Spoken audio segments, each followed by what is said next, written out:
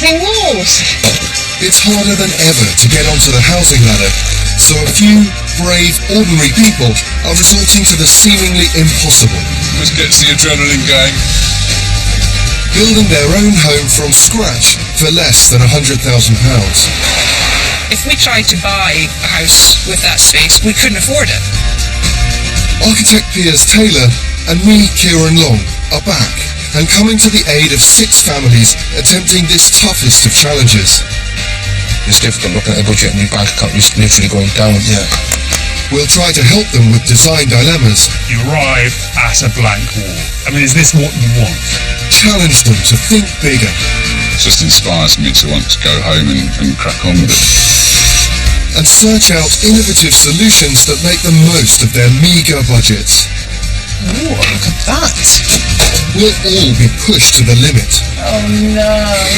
As we attempt to turn these ordinary self-builds into outstanding homes.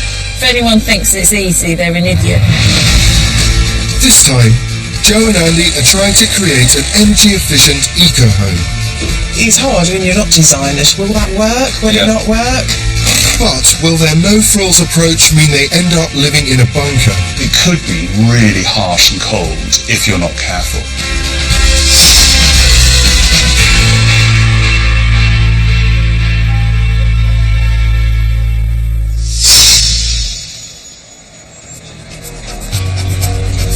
Being priced out of the property market and stuck in a rental cycle is a problem many face. I'm on my way to Lincolnshire today to meet a couple who, after years of moving around, are finally putting down some roots. But they don't just want to build any old house, they're trying to build an ambitious eco-home for less than £100,000. After over a year and a half of planning, Joann and Andy have embarked on an extraordinary challenge. I never thought I'd get to this point in my life where I'm building my own house.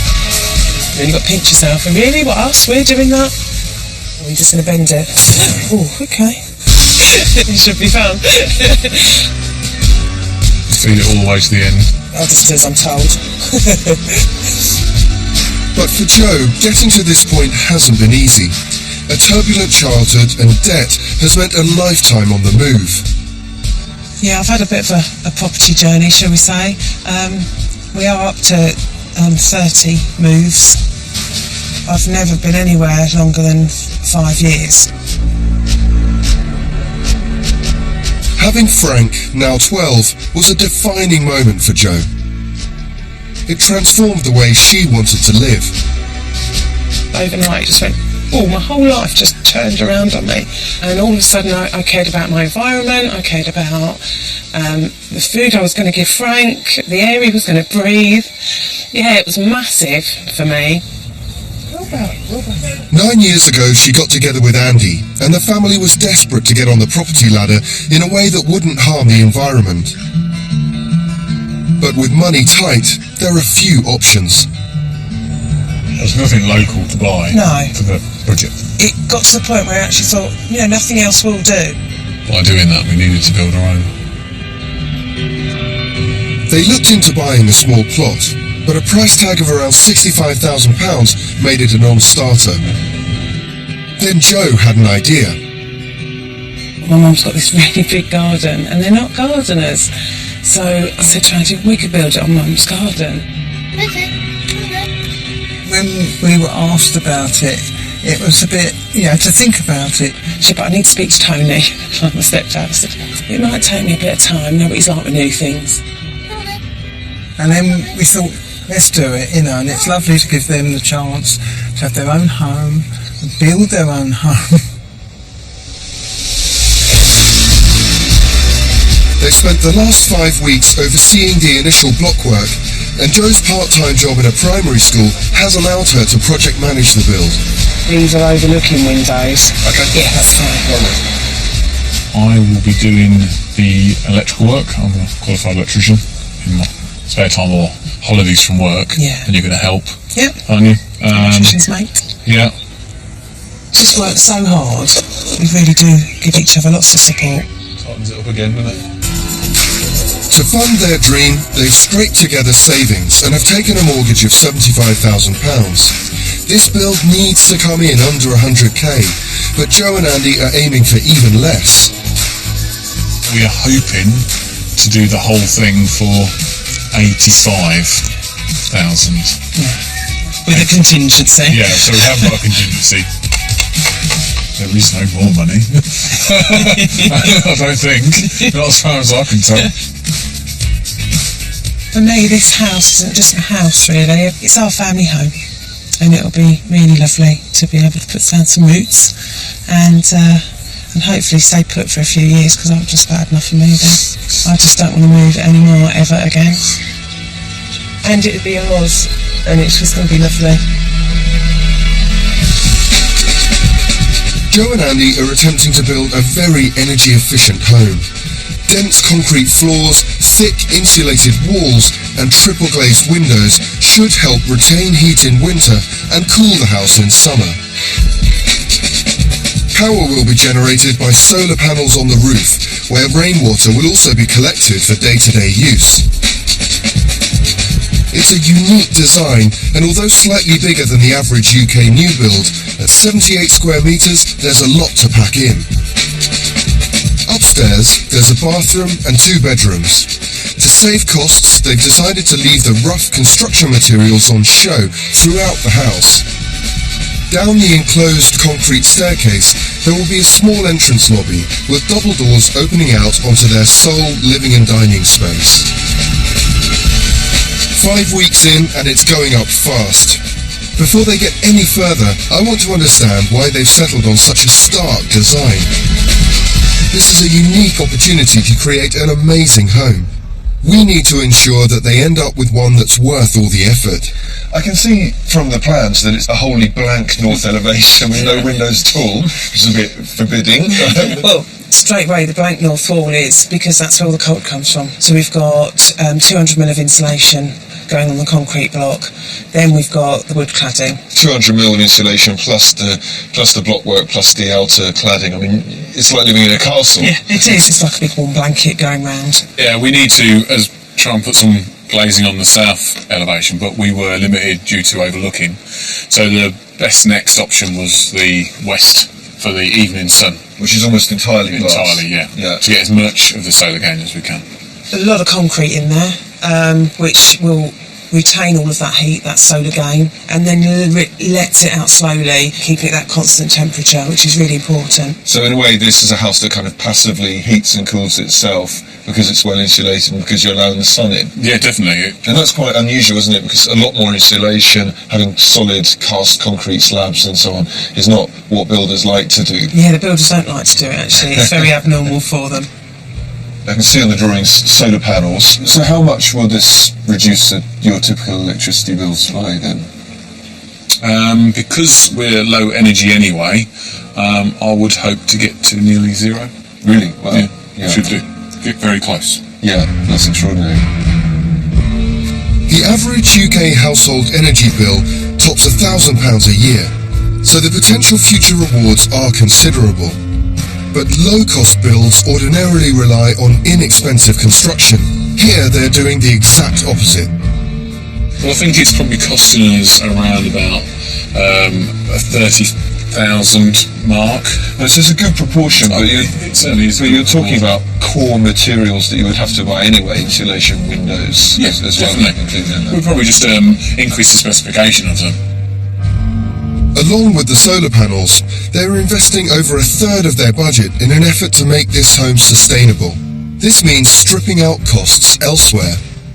E.g. floorings, we're sticking with a concrete floor, plaster, architraves, coving, skirting boards, we're not having any of that stuff. We will be quite basic. I don't think we'll be lavishing out on anything that's cutting edge.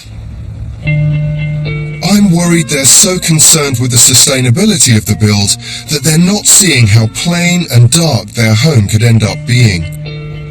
But what will the house look like from the street? Well, we've got a rendered system around the south and half of the front. Other half of the front and to the north is a timber-based cladding system. Right. Just sawn wood. Let's keep it as cheap and as simple as we can. What's the roof material? Metal clad. Metal clad. I mean, it's quite a lot of materials in a small building. Yeah, That's why it's hard when you're not designers, so it is quite difficult for us to actually think, well, will that work? Will it not work? When in doubt, stick it all in. When in doubt, chuck all the materials at the wall and see what sticks. Great. Well, that's one strategy.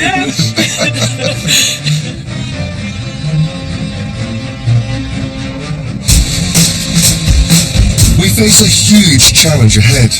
Finding ways to improve every corner of this home for these novice self-builders without blowing that minuscule budget. This is going to end up being quite a massive concrete. Okay. While we can't change the overall shape of the house, there are still major design pitfalls that could be avoided. I want Piers Taylor to scrutinise their plans. This is to be commended. I mean, this is the model of a good, efficient, affordable house now. The problem for me here is that, in a way, the delight of it has been forgotten, and it's so, I suppose, focused on doing the right thing. They haven't really thought about the joy of it, the beauty of it. And That feels right to me. They're quite modest people, and they constantly say, we don't need more than this. This is the space we need. And I just wonder whether they've really thought through just what they could gain out of thinking a bit more ambitiously. they're just so compromised, these rooms. Thus, it's really important to get every square inch to work as hard as possible, so it feels more spacious, feels more generous. Tell me what your take is on the exterior. It looks too complicated. If they want so little, want a modest building, why does it bother with all these changes of material? I think it probably could be simplified. There's a lot to prove here, that you can do really well considered, well insulated, well performing house for a tiny budget. With just £85,000, it's a tall order to create a house that will tick the eco box and the homely one. The ground floor structure's up, and the formwork is in, ready for the concrete floor above. Their goal to build a practical, nil-bill home is at a critical stage. So with no time to waste, Piers is racing to Lincolnshire.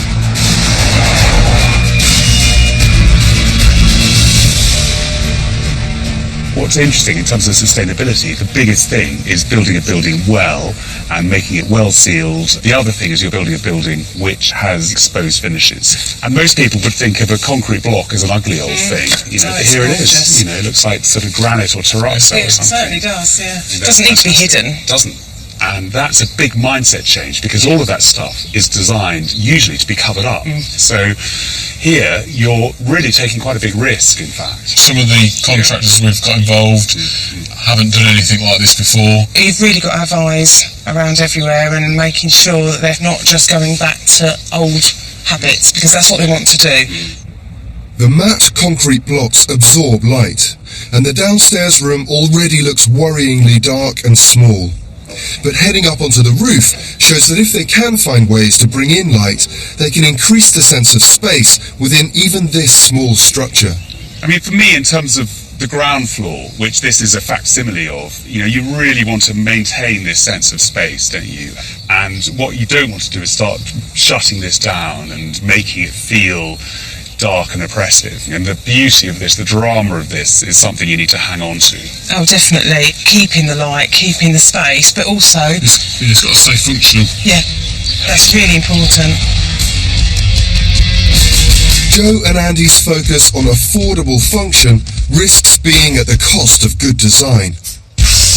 Piers must find ways to address that limited downstairs space to try to make it feel lighter and brighter. The critical thing is that every square inch has to work really hard. He must first tackle their dark and cramped entrance hall.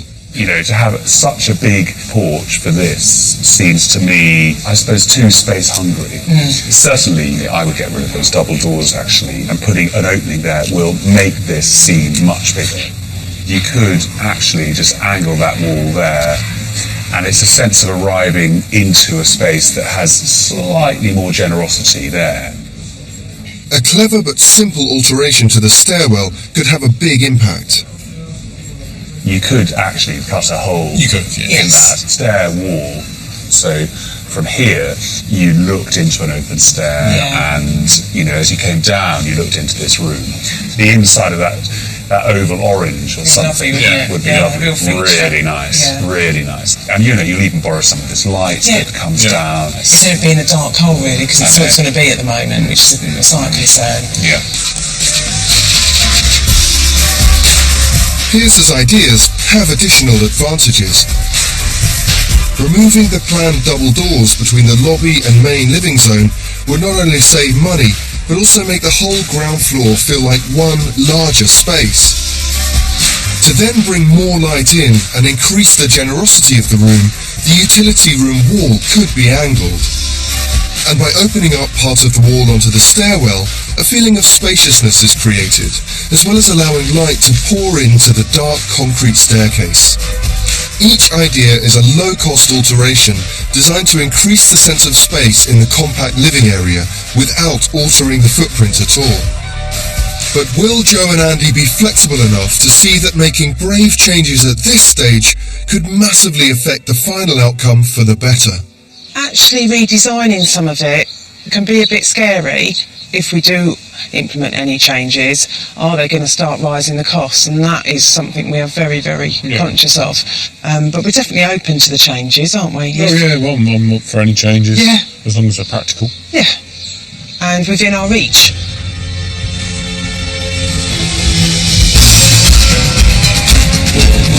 Do you want these teas, guys? It's 3.5 months into the build, and Joe and Andy have spent 45 of their £85,000 budget in their quest for maximum efficiency. The second floor's carcass is complete. The internal walls for the family bathroom and bedroom are taking shape, and today the roof's going on. Rather than traditional roof tiles, they found a prefabricated material more typically used on warehouses. It's long-lasting, low-maintenance, lightweight and recyclable. It's brilliant, I'm really chuffed. It's basically board, insulation and metal tin, all in one. It's almost like a sort of one-stop roof, you know, lift it off the lorry and a couple of hours later it's done. These prefabricated panels come with insulation embedded and are an unexpected bargain compared to buying and fitting the elements separately, for which they had budgeted 12 grand. The roof fitted will cost us around about £6,000. It's a great saving. But this industrial finish is still pretty unconventional for a home. This is the first time we've ever put it on a dwelling, It's different. It's, I suppose it's different to see it on a house, do you know what I mean? Yeah, I think the non-standard parts of the building can pose issues with tradesmen because they don't see it from our point of view. I think they sometimes look at you a bit funny because it looks unfinished, but I say, well, why cover it up? Andy and Joe are looking for every opportunity to make the building more efficient and cheaper. Looks good, doesn't it? Yeah. On the ground floor, they are also starting to incorporate some of Pierce's design ideas, which haven't cost a thing. The first thing we decided was that we can remove the double doors from the entrance. We just open it right up, give us so much more space and that continuity of flowing through. And Pierce's idea of punching a hole into the stairwell has transformed the staircase. Yeah, you really don't believe the difference it can make with the light shining through, and at sunset time when the orange and pink light throws through, that actually goes straight through that hole, straight into the stairwell, which looks fantastic. So I'm really pleased with cut that ink. They simply can't afford to go over budget, so are consumed by not spending a single penny unless absolutely necessary. We've got a toilet, a sink, a cistern, all due for a skip. So, but now they're going to be ours. They're also saving on their rainwater harvesting tank, which would have cost £2 grand to buy, that they got for free from a local factory. And there are further savings online. Andy came across an X-Display kitchen. And it's a really expensive kitchen at a knockdown price, so we're really chuffed with that. They're making great deals across their build, but a general lack of funds risks affecting their judgment. We were discussing whether we should pay the extra money for the grey windows, whether we should go the cheaper option and just have white, because it really doesn't matter. It really doesn't. That's all aesthetics, and our house isn't about that. But good design is about function and aesthetics. I'm worried Joe and Andy are letting cost lower their design aspiration. So in a bid to raise it, Piers wants to tackle the enormous issue of their plan for a very busy exterior, with a mix of brick, metal, render and wood.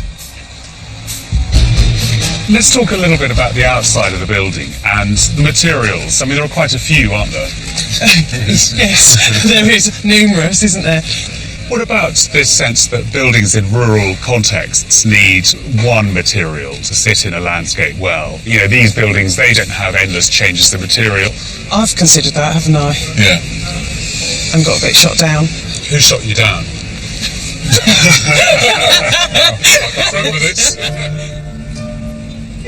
Small buildings tend to benefit from being unified by a single material on the exterior.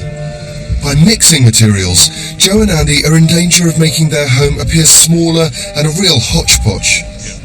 So you could turn alternate boards on end. And what that means is that you get, you know, a fantastic quality of shadow and light across that. It's deep, isn't it? I really like that. And as long as it's financially viable. Good. That's my worry. That's my initial... Planning, sure, constraints on that. Yeah, good. Good. Let's do that. Good. Covering the building in one simple, inexpensive material which suits the rural setting could improve its looks. This change won't alter how the building performs, so although they like the idea, it may be a change they aren't willing to make. They still have 3 months before they have to reach a final decision, and it looks like Joe might need all that time to work on Andy. Yeah, most probably I need a bit more convincing, I think. Yeah, it's more damn budget to me. Yeah. And there's more work involved in it for us. It's because we'll end up cladding it. But I'm happy to do that. Andy does keep coming back to function, and function, of course, is incredibly important in architecture, but so is delight. The house could be pretty good, pretty ordinary, or it could be really, really amazing, and I want to steer it towards the really amazing. For 4 long months, Joe and Andy have been really pushing themselves, trying to save money, keeping an eye on quality, and getting stuck in themselves. But the reality of juggling work and the pressure to finish their build on budget is taking its toll. A lot of it's been so hard that you tend not to be able to get that excited feeling, because it's like, really? They've now been living in a caravan at the end of the garden for almost a year. It feels a little bit claustrophobic when you feel like you could do a bit of space. The novelty of camping out with 2 dogs and keeping family life on track is wearing thin. The chores still have to be done, you know what I mean? They do. I'm sorry, I do that. Just get on with it. Yeah, sometimes you get a bit fed up with this, that or the other. I love cooking, and it's so difficult because I just haven't got enough room. I would love to have my dishwasher back. But there's still a lot of work to do before they can leave their mobile home for their permanent one. Finding enough enthusiasm to keep innovating as they turn the basic shell into a home is their biggest challenge now. Back from work, straight on site, is that a typical day for you? Yeah, it's typical. Come home, get changed, get started again. It's better doing it that way than spending money on getting labour. Tell me a bit about budget and how the money's going. Well, we're around about 50,000 that we've spent so far. Out of a total of around 85. That's what we aimed for. Yeah. Are you happy with the value you've got so far out of that? I mean, Definitely. Yeah. The quality of the build. Yeah. You know, it's very strong, and it's doing what we want it to do. and I mean, a lot of people would say it's pretty unconventional, exposed block work, and you've obviously embraced a little bit of showing some of the materials that the building's made of. The industrial finish is very different. Yeah. It's a lot harder. a lot more practical. And that's how I aim this to be, is a bit more practical. Rather than all soft finishes and all the unnecessary finishes. Will that mean there's any left over for some extras? Is there anything else you're thinking, now we can maybe afford this or that? There might be the chance that we would probably think about buying something extra, but I think ultimately we would both decide that, let's not bother, let's just save the money. Inside, those raw finishes are the final look. So this is gonna... Oh yes, this is how it will look. We're definitely going to leave the ceilings exposed. That's going to be really nice. I'm worried it'll feel like they're living on a building site long after the builders have left. This is going to be fun too. It's all I think, it's quite quirky. Yeah.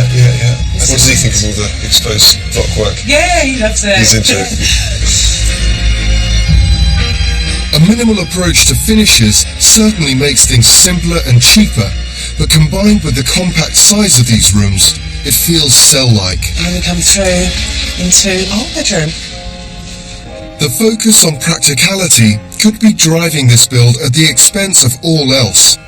They risk ending up with a home that doesn't feel homely. As a tradesman, do you think Andy thinks in quite a pragmatic way about how to get the thing done, and are you the one more with the vision? Sometimes I may be a bit braver, and I'll think maybe a bit more out of the box about the ways to do it, but then that's probably because I don't know the implications. Yeah. Sometimes a bit of naivety is good, though. Yeah, it is.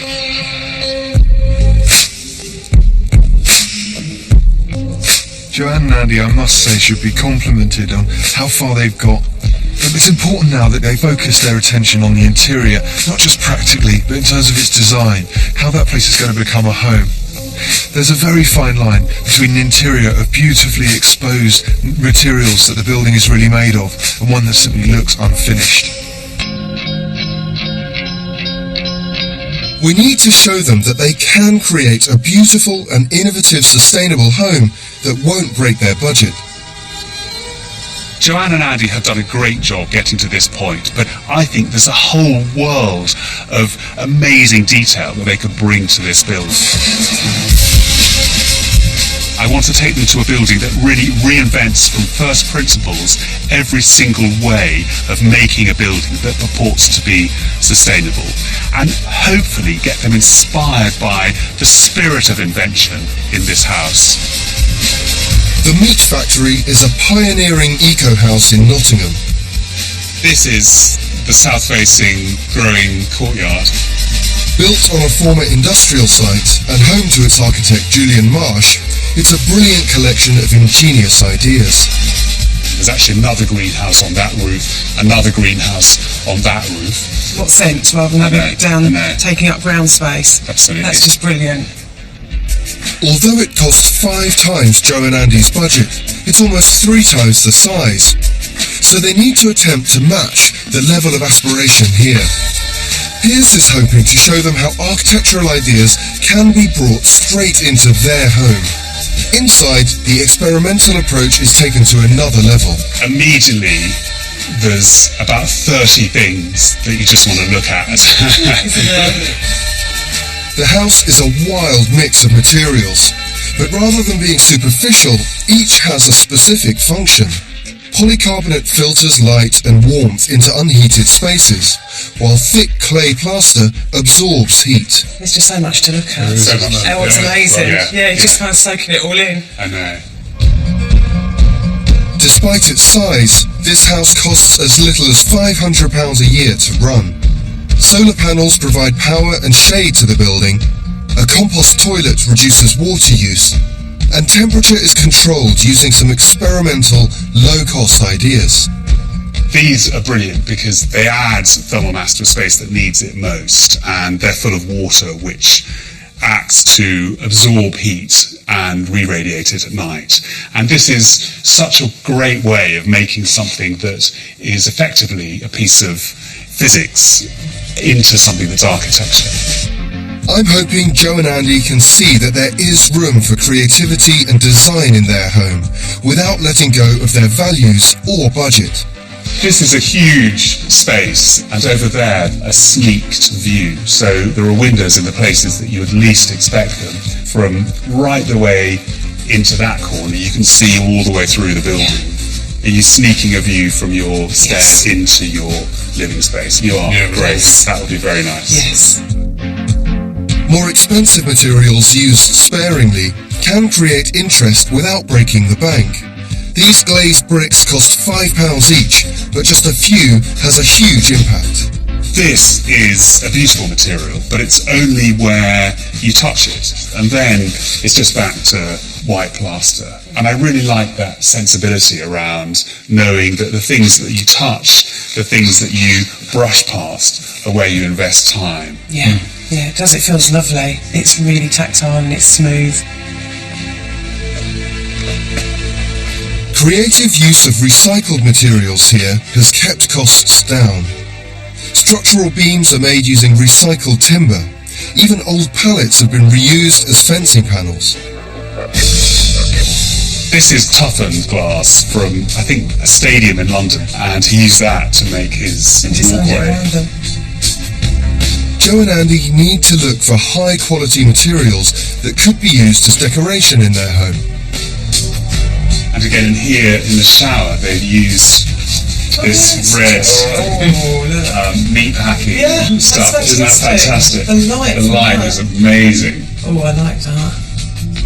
Light and colour will be key to Joe and Andy really transforming their stark home into something stunning. This is a living space, actually about the same size as yours. Yes, in fact, probably is. Which is interesting. It is. It's lovely to see all the different forms of materials that have been used to get some inspiration, because we've got our basis, but it's adding that extra. Yeah, just to finish off. Yeah. Varnish the blockwork on the walls. I bet that looks lovely. Yeah, I hadn't really thought about that actually, because that would reflect light, wouldn't it?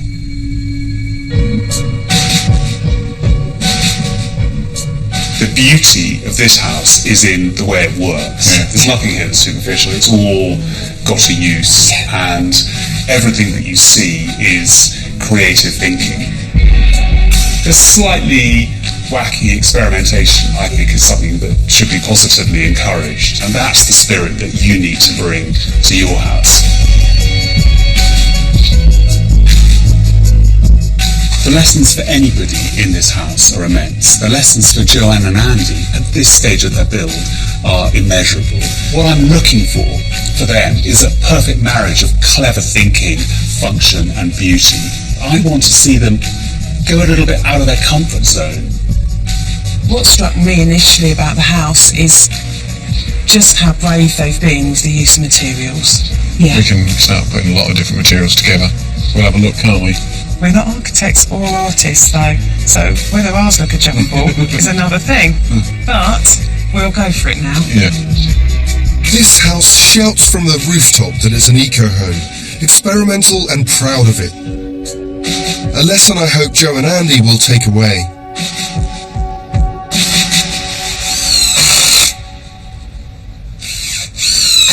It's September, 5.5 months into their build, and back on site, Joe and Andy are experimenting. Yep, another new skill to learn. To save money, they're applying the wood cladding themselves. It covers a series of layers designed to maximise thermal efficiency. Looks like a corner. Woohoo! The hard work should significantly reduce their energy bills. It's what I feel like I've been doing for weeks and weeks. I put paper on and insulation on, and paper on and batten on, and now I'm putting wood on. It's crazy. Having already committed £900 on cladding and fittings, they've decided not to go with Piers' suggestion of unifying the outside with one material.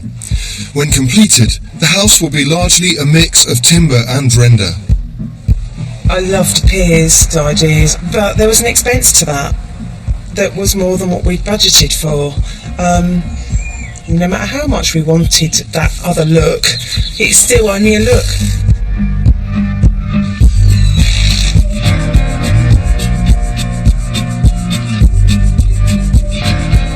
We can do this until the sun goes down, grab some dinner, and then we'll probably pop inside and carry on doing a bit more in there. It'll be a late evening.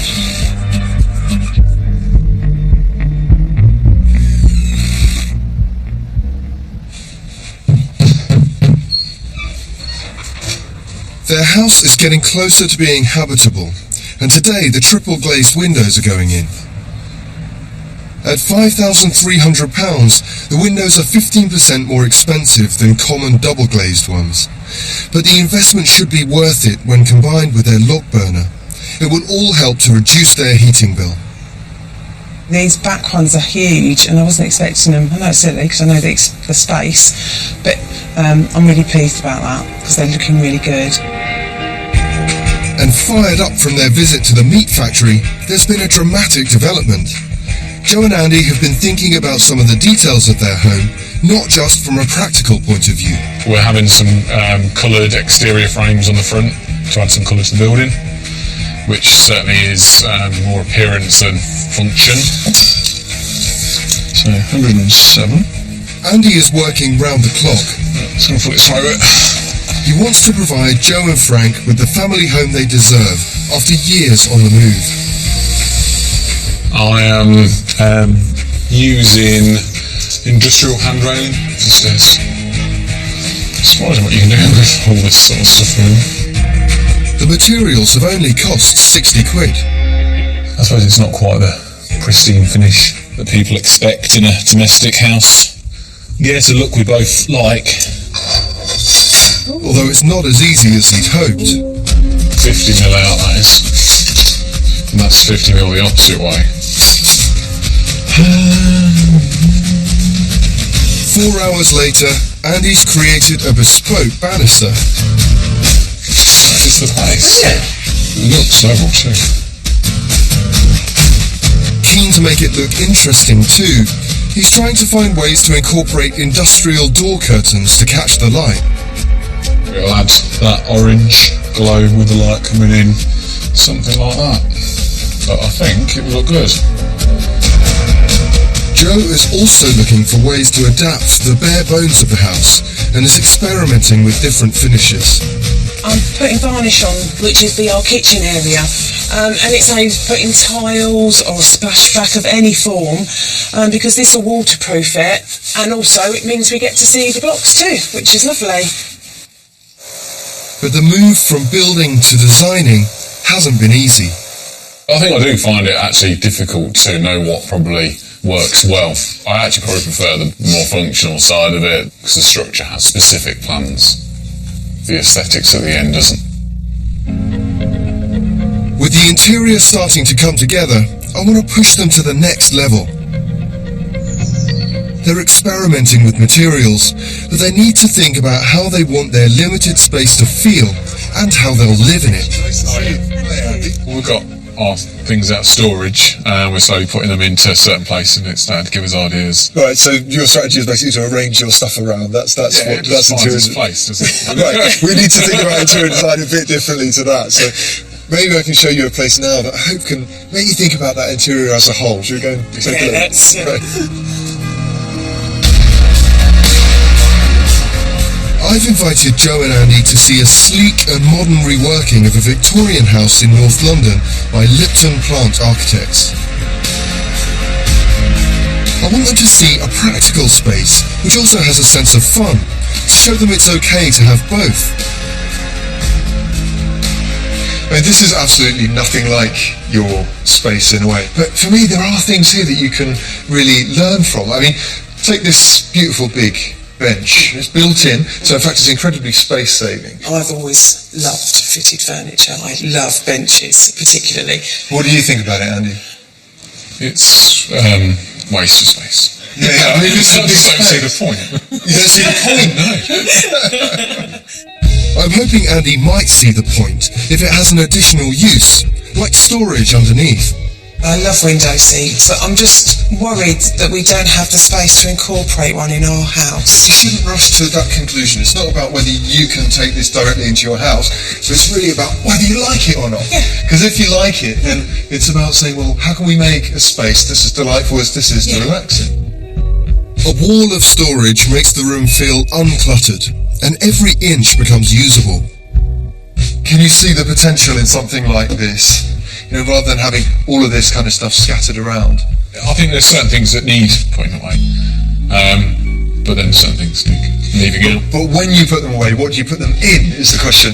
You know, it's about just thinking bigger, designing the space and not just placing pieces of furniture, really. This has no practical use whatsoever, but I want to persuade them to bring some playfulness into their home. It's really fun to have an element like that. I've always loved swings. I did ask for a swing. I was told we weren't allowed to attach one to the roof joists. Oh, really? Yeah. Why? Andy, you didn't want to swing? No.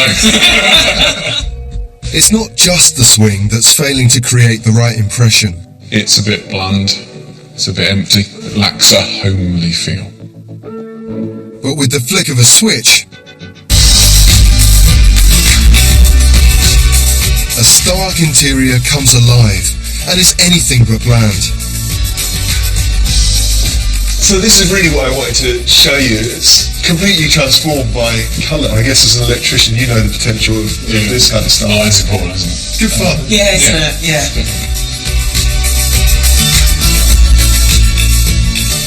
So what really excites me now is that this clinical interior that you were referring to before, this is given loads of colour by the light. And the reflections are good and the glow.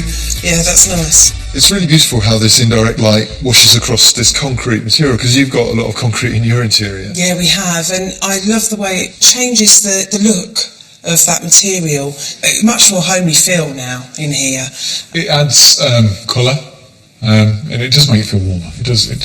We could do something concealed Yeah, definitely. quite easily and have that little bit of glam in the corner.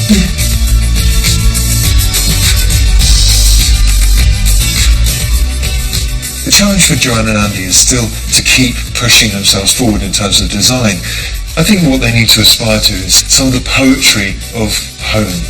I think if they took away one thing, it's really about unifying their thinking, not just placing objects in a space, but actually thinking about designing that whole interior for how they want to use it.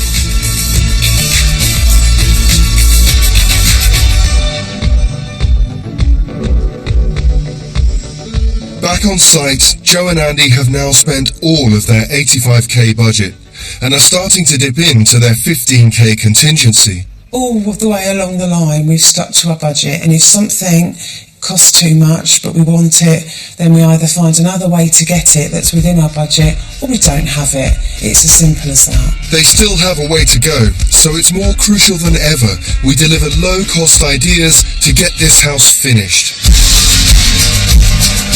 Piers is on his way back to Lincolnshire to find out how the build is progressing. Even as an experienced architect, he's surprised at quite how far Joe and Andy have gone with their pared-back interior. I think this finish is amazing. I mean, everything is exposed. It's as raw as you can get. And I really like that rawness. But I wonder, for some people, whether it's too much. And I suspect it could be really harsh and cold if you're not careful. I think there are one or two things they could do to this building that will really lift it and go that extra mile in making it truly exceptional. It's your colour, isn't it? Yeah, it's exciting. I'm going to grab that side.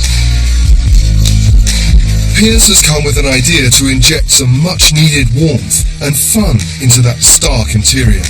Colour is an amazing thing, but actually colour with light, it's incredible. Look at the floor as well. Look around the edge. Great, isn't it? It's amazing.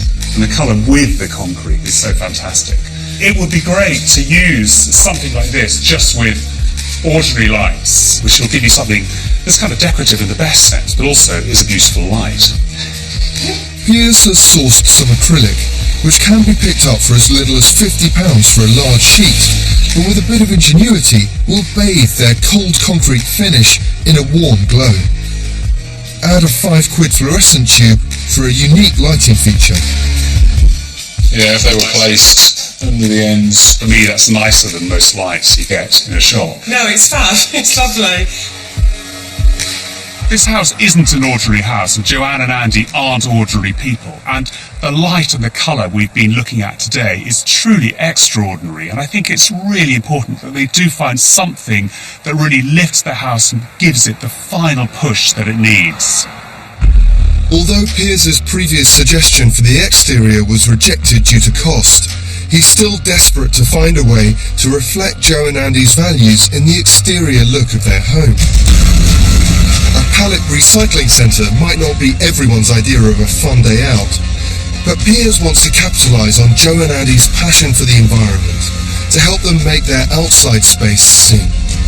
I'm a little bit anxious today because this could all go wrong. You know, I haven't really ever built anything out of pallets before, but I think the challenge today is making them into something that really transforms their original use as a palette into something far better and far more architectural. But will Joe and Andy be more accepting this time of his ideas to improve the outside appearance of their home? Oh, I love these with the colour brightness in there. It just looks fantastic. It's quite nice seeing the writing and stuff. Oh yeah, you don't want to disguise the wood. You want to be able to see the grains and stuff, don't you, still? Big thick boards on them, haven't they? Yeah. Clearly palettes aren't the most beautiful thing, but in a way they do, for me, start to become interesting when you stack them up and, you know, you use them to define spaces. You know, as a simple bench with herbs and stuff growing out of the holes, you know, maybe a taller bit, and then, you know, even perhaps using this as a back, you know, to it. I really like that. That looks lovely, it does. I think they look great, actually. I mean, I'm actually genuinely surprised. It does look good, and it's so instant, isn't it? Yeah. At only £3 a pallet, it's a very cost-effective way to make a big impact. I've wanted pallets for a long time, actually, so when we were brought here I was quite excited, because I actually really like to recycle and reuse things. Back on site, the pallets go together extremely quickly. Maybe if we go three along. Another one, yeah, I think so. And Joe is getting creative with the leftovers. You could do one here, like a gate. What I'm excited about is actually getting to the stage we are now where we can use some colour on these to start to really transform them. So, that one is... It's a kind of orange. That is a kind of orange. Yellow. There's blue. Amazing colour. Yeah. So I think it's nice seeing the wood, isn't it, still? Paint them like that, and you don't go down the cracks. Yeah. Just do the Probably a lot easier, isn't it? It's quite nice, isn't it? That's what it is. Yeah, I think so. It's great seeing that colour, isn't it? Yeah, it's good. So, of course, there's lots of options. I think I'm up for the blue this side. Yeah, blue this side. Blue this side. I think so. Yeah.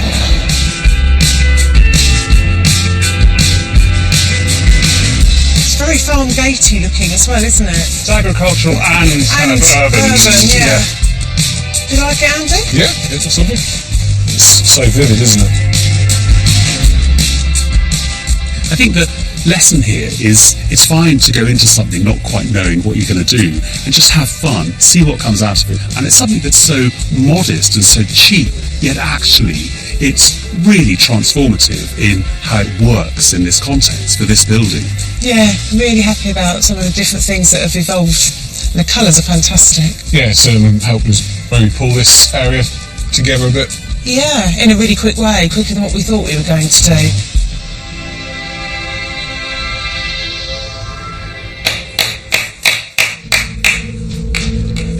Joe and Andy are battling to get their interior finished with as little expense as possible. These casters were £10. We're going to fix these to what will be a bench. They're searching for any way they can to make fixtures and fittings out of whatever they have lying around. It's quite encouraging, really, to be able to use another piece of furniture that we've used and used and used, and whether it be a display unit or a bookcase or shoe unit, rather than just throwing them on landfill. Oh, we could have races. It's really, isn't it? Take this over there. Outside, they've managed to scavenge more materials. Just go over that way a bit. We're just fitting in these railings, which are recycled from the school that I work in, which I'm really pleased about, and really liking the striking blue. As we complete each individual job, it's just such a sense of achievement and an experience, and we're doing things, you know, we've never done before. It's a good feeling to be getting to the end, though I do actually enjoy doing the jobs. Yeah, we do make a good job. That with Joann. Yes, we do, Andrew. But what will all their ideas look like when they're done? Well, they have managed to transform their previously stark interior into a much needed and inviting family home.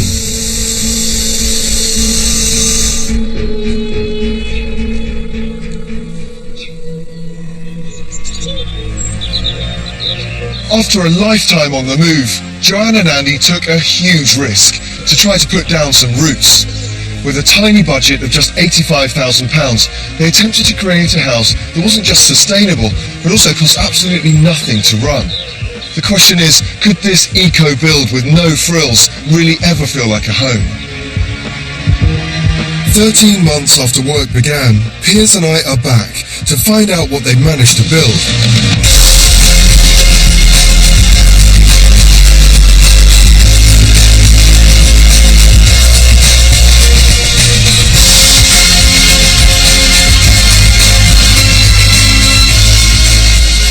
Hi guys. Hello. Hiya.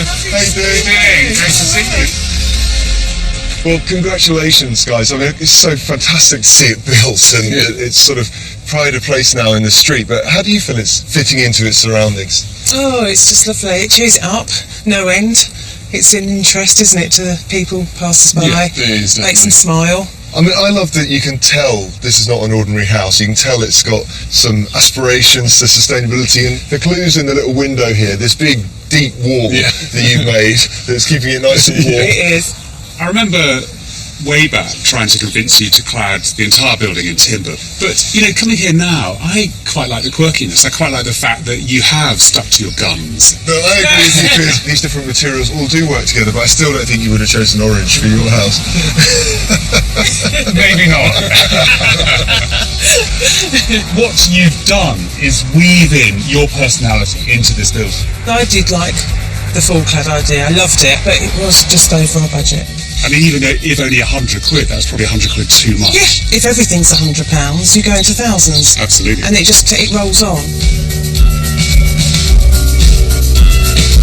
This house risked being more about efficiency than design. So how does it look now they've moved in? Wow, this is really fantastic.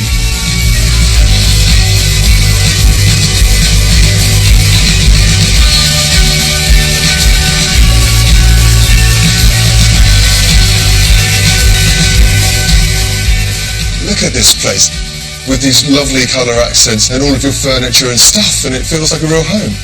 You must be thrilled. Oh, definitely, yeah. Really proud of it, actually. And the way it does show itself off, you know, with the balance between the colours of the furniture and the raw materials all put together. Just really pleased with the outcome.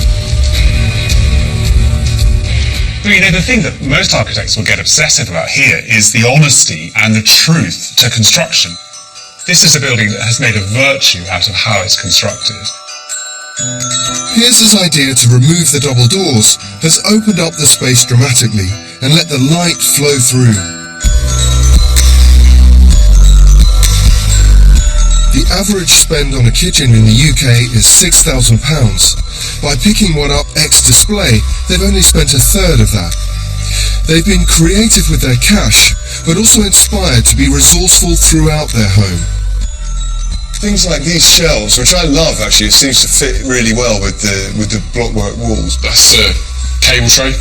Electricians use it all the time in industrial locations. Andy, that's so brilliant. Like, you're becoming a designer. You know, you've sort of just taken a material that you recognise and reused it. Yeah. You know, I really like the way that you've positioned your sink at the end of this run of units. You've made another little area here. But it's a hospital hand basin. Yeah. And it was the perfect size. I think what's great about the sink is taking something that would typically exist in a non-domestic environment like a hospital, which means it's really good quality, and then using it here.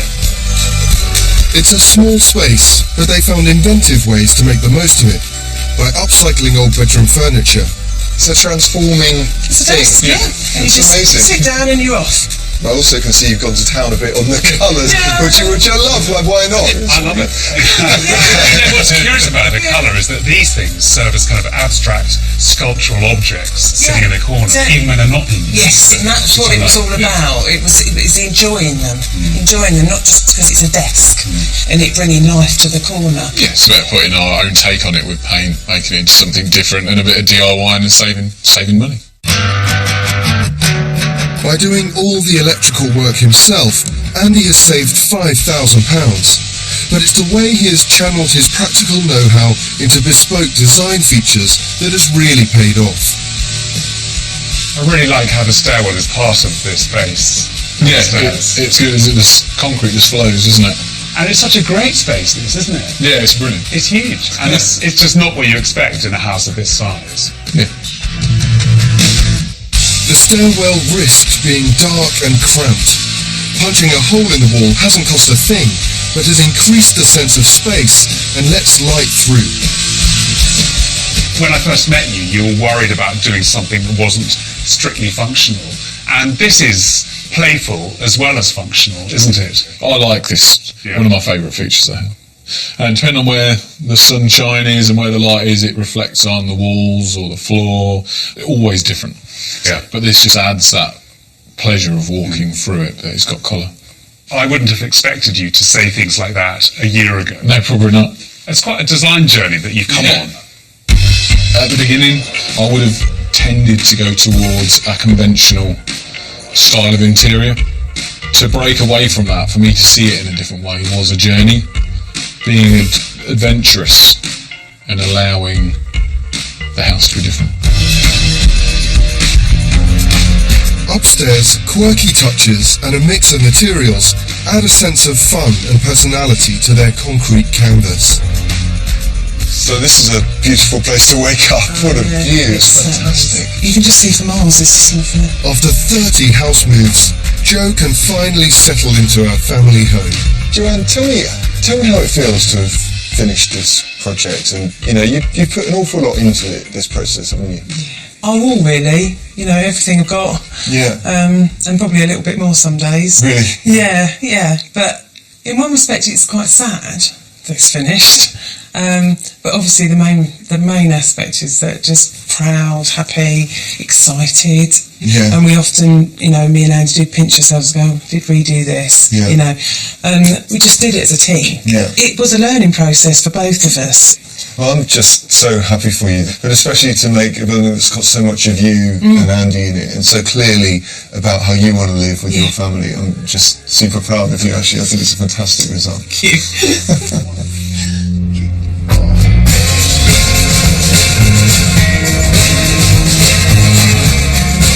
Sustainability and cost were the driving forces on this build. So how did they get on with the budget? We planned to spend 85 when we first sat down on paper, didn't we? That was the aim with a contingency. And in the end, we spent 100,000. Yeah. I think it's an amazing result. I mean, £100,000 for a building this efficient and this generous inside is just absolutely brilliant.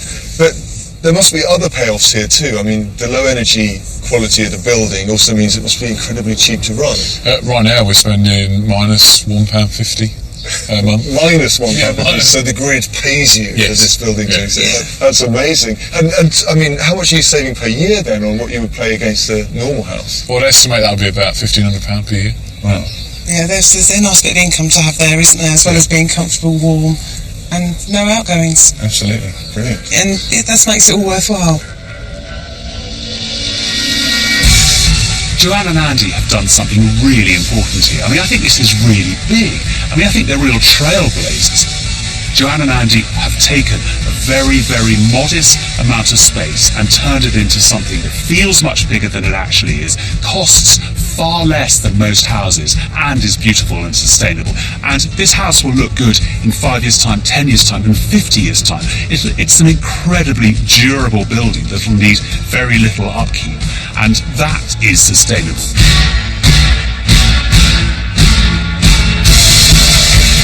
The house is compact and basic, but a nil-bill home for £100,000 is an extraordinary achievement and cause for celebration. But how does such a unique and unconventional home go down in an ordinary street? Would you live in a concrete house? Have you seen this? Yes, I think I would. It's warm, welcoming. Tell me what you think of your daughter's interior. Is this your taste? Blockwork walls and concrete floors? The only thing I would change is the ceiling. Really? because I find it quite oppressive. Yeah. Oh, the that's colour, the floor. isn't it lovely? And I love the feel. Yeah, yes. You put this in your slide. But they have new bills now. They could almost have made it. It's an amazing feeling, and it's our house. You know, we built it. We don't intend going anywhere, do we? No, we don't. No, we're going to live in it and enjoy it, and that's what's part of today. We're sharing it with some of our friends and family and share that enjoyment, and I'll be proud of our accomplishments, really.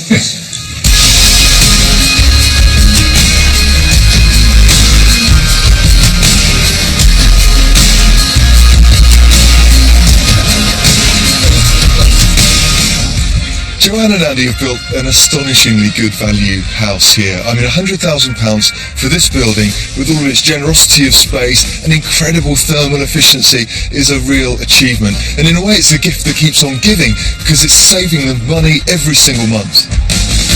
This building, in the end, though, is about so much more. This is a building that Joann and Andy have made together, and it's a real home, one that's a perfect representation of who they are.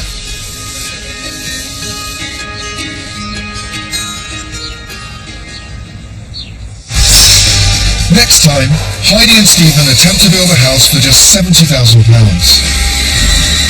What we've got is what we've got. But will juggling family life and problems with the build It wasn't that people had given us the wrong information. It was because we didn't ask the right questions. leave their home unfinished and their dream in tatters? Basically, we've got about 10 grand left.